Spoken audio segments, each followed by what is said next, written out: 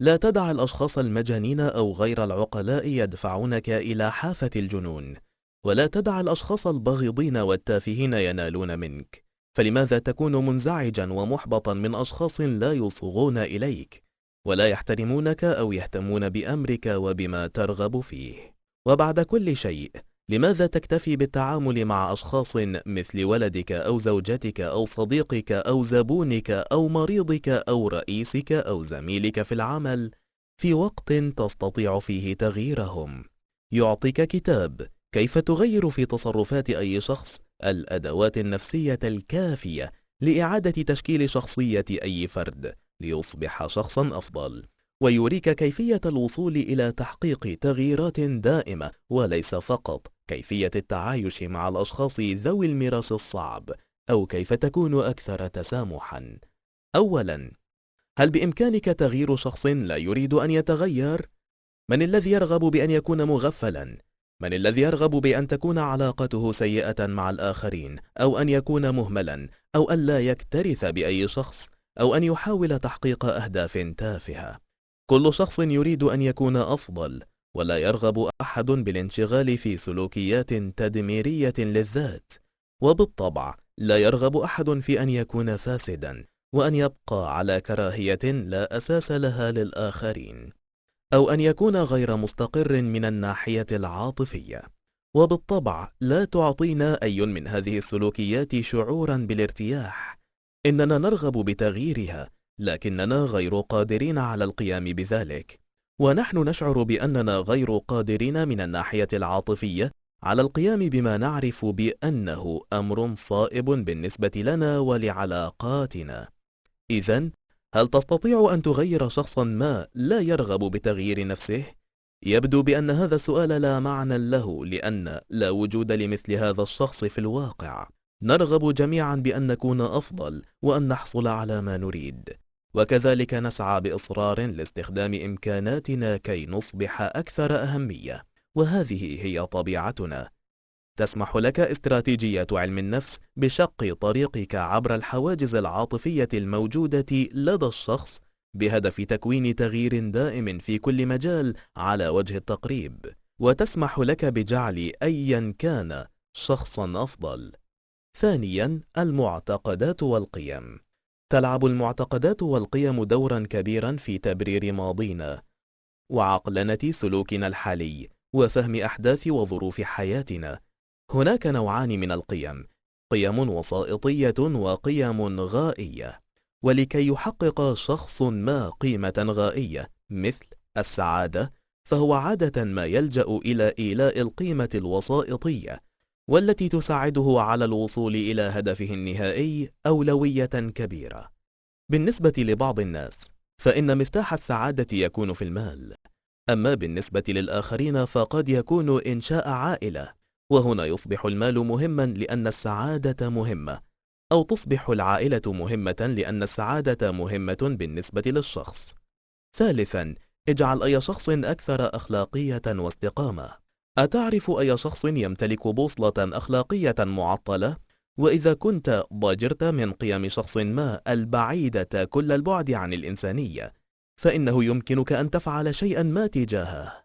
وسواء أكانت ابنتك تغيب عن المنزل أو كان لديك زميل يسرق لوازم مكتبية، فبإمكانك استخدام التقنيات النفسية التالية من أجل غرس إحساس أكبر من الأخلاق فيهم. التقنية الأولى: الاختبار الذي يساوي $1,000,000. من السهل أن تؤمن بشيء عندما لا يقترن بمخاطرة. لنأخذ مثلا رجل أعمال لا يقدم على توظيف شخص من الأقليات العرقية في شركته، لكن إذا ما أخبرت صاحب هذا العمل أن بإمكان الشخص ذاته أن يجلب $1,000,000 إلى عمله، فعندها سيجد الرجل نفسه في صراع، ولذلك عليه أن يختار. وتظهر الأبحاث إحصائيا بأن صاحب العمل سيوظف هذا الشخص، وهكذا يتوجب على صاحب العمل أن يعدل آراءه تجاه الأقليات. وإذا لم يفعل ذلك، فسوف يعتبر نفسه ذلك الشرير الجشع الذي يبيع نفسه طمعا بالمال. من الأسهل كثيرا بالنسبة لكبريائه أن الأقليات لربما ليسوا بذلك السوء، وفي أي من الحالتين تكون قد نجحت بتحطيم نظام معتقداته. التقنية الثانية: الإجماع غير المباشر. تظهر الدراسات بأننا عندما نردد وجهة نظر معينة فإننا ننتهي في العادة على دعمها بغض النظر عن مدى اعتقادنا بصوابيتها.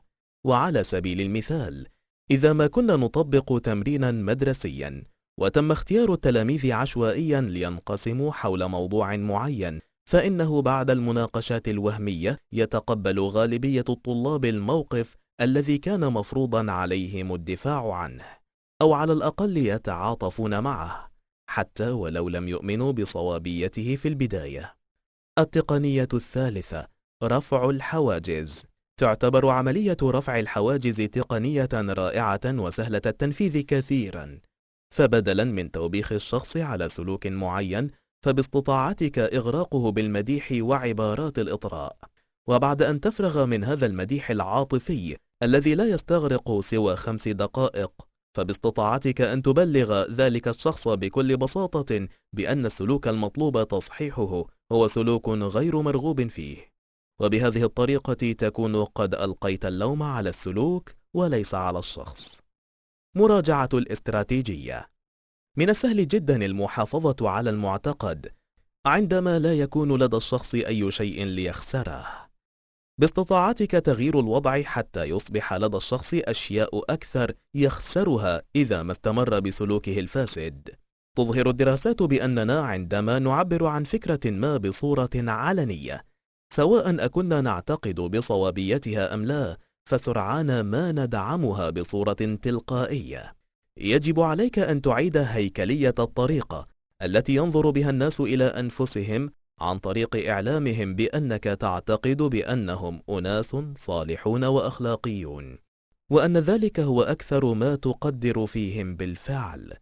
إذا ما كان الجميع متفقين بالرأي، عندها تستطيع أن تتوقع تكوين بيئة من التوقعات تكون من القوة بحيث تؤثر في تشكيل الطريقة التي ننظر بها لأنفسنا. رابعا: استحث الإخلاص لدى أي شخص. ما هي الأسباب التي تدفع أحدهم للوقوف بجانبك في ساعات ضيقك، بينما يسرع الآخرون للفرار إذا علموا بأنك تعاني خطبا ما؟ هل سئمت من أصدقاء يومك الأبيض الذين يطعنونك في الظهر ما أن تغيب عن أنظارهم لحظة واحدة؟ إنك قادر على جعل أي شخص أكثر إخلاصا لك أو لشركتك أو حتى لقضيتك، سواء كان صديقا أو موظفا أو شريك حياة. وتحتوي التقنيات التالية على المكونات أو أحجار البناء التي تجعل من الشخص أي شخص حليفا راسخا. التقنية الأولى: أحضره إلى جهتك. يتحدد إخلاص الشخص حسب السياج التي يعتقد بأنه موجود فيها، وهكذا إذا تمكنت من إحضاره إلى جبهتك ومن جعله جزءا من فريقك فسوف يقف معك في المعارك التي تخوضها ضد الرجال الآخرين. ومن أجل تحويل شخص بعيد عنك إلى شخص من ضمن دائرتك الخاصة، عليك أن تزوده بالمعلومات التي يعرفها من القليل من الناس حولك، وكذلك ببعض القوة والسلطة داخل شركتك أو فريقك. التقنية الثانية: رويدا رويدا. لا شك بأننا جميعا نتشارك برغبة قوية للتمسك بمعتقداتنا وننظر لأنفسنا على أننا ثابتون في مواقفنا، وعندما نتقلب كثيرا في أقوالنا وأفعالنا سنشعر عندها بقدر أقل من الأمان والثقة. وتظهر الأبحاث التي أجريت في هذا المجال فعالية هذا العامل النفسي عندما يجرى تطبيقه من أجل غرس الولاء والإخلاص.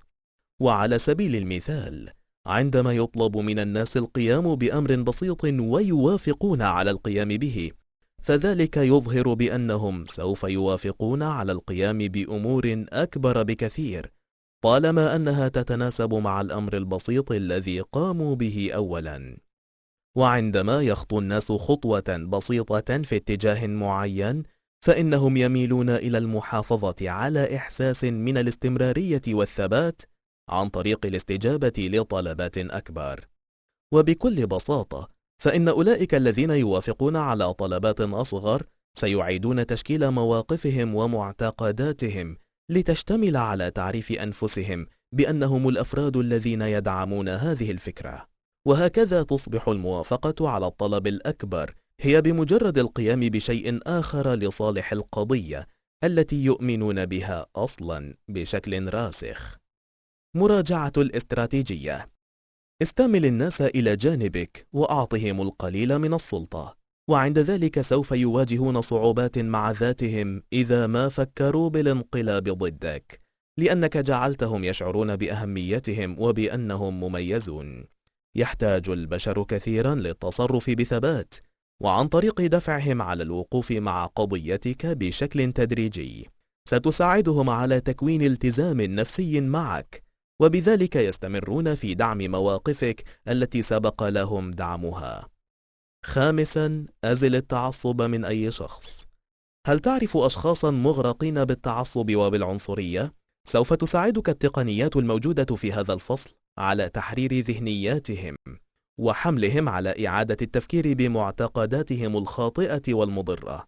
بالطبع سيكون من السذاجة الافتراض بأنك تستطيع إزالة تحيزهم بين عشية وضحاها، وعلى أي حال فقد أظهرت الدراسات بأن هذه الطرق هي الأكثر فعالية، وسوف تسمح لك بتحقيق خروقات وإن لم نقل خطوات كبيرة. التقنية الأولى: قوة العواطف. تدفعنا العواطف للتحرك، فالعواطف وليس الإحصائيات أو المعطيات أو حتى الحقائق الصلبة والباردة هي الطاقة التي تدفع تفكيرنا وخياراتنا في الحياة. وفي واقع الأمر يقدر بأن ما نسبته 90% من قراراتنا ينبع من عواطفنا، ثم نقوم بعد ذلك باستخدام المنطق لتبريرها. ففي كل مرة يأخذ المدخنون المدمنون سيجارة من علب سجائرهم يقرؤون عليها بأن دخان السجائر يسبب السرطان. ما هو تفكيرهم عن ذلك؟ لا شك في أنهم سيفكرون بالطريقة التالية: من المحتمل أن يصدمني باص غدا، أو أن عمتي سالي عاشت حتى أصبحت في عمر 100 وكانت تدخن يوميا منذ أن كانت بعمر 9. بوصولك إلى عواطف الشخص تستطيع أن تصل إلى صانع القرار الحقيقي في داخله، فليس من شيء يثير العواطف مثل الصور المذهلة أو رؤية الأمور بنفسك عن قرب. نستطيع أن نقرأ في جريدتنا اليومية أن الزلزال الذي حدث في تشيلي تسبب بمقتل 2000 شخص، ثم ننتقل فورا إلى الصفحة الاجتماعية بعد أن نتفوه بكلمة يا للفظاظة بصوت بالكاد يكون مسموعا. لكن إذا ما تطلعنا إلى صورة واحدة لفتاة صغيرة تبكي وهي جالسة بين الركام قرب أمها التي ماتت نتيجة الزلزال، سنتأثر بطريقة مختلفة ستلمس هذه الصورة شغاف قلوبنا وستسبب لنا الألم. التقنية الثانية: أعمال التعاطف.